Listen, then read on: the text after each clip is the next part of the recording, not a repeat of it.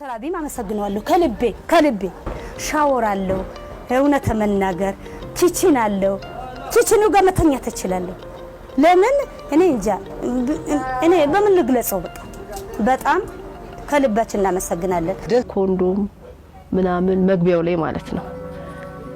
ይጥላሉ አውጥተው ማለት ነው በባሊ ተጠራቀመውን ይደፉታል እነሱም ሲሆኑ ጠባቂዎች ሌላ ሰው በቃ ማን እንደሆነ አላቅም ይደፋል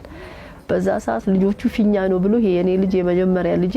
አንስቶ ኦፍ ብሏል ግን ፈጣሪ ይመስገን ሲመረመር ያው ደና ነው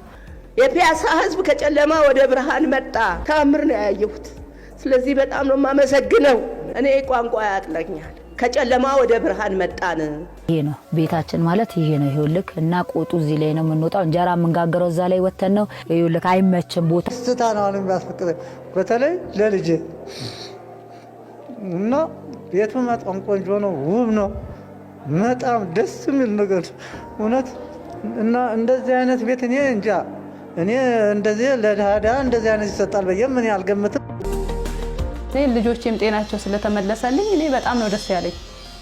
እኔ ምን እንጃ እኔ ቃላት ያንሰኛል አሁን ላለው ነገር እንደገና መወለድ ብዬ ነው ማስበው ምክንያቱም እስከ ዛሬ ድረስ ለካ እየኖርን አይደለም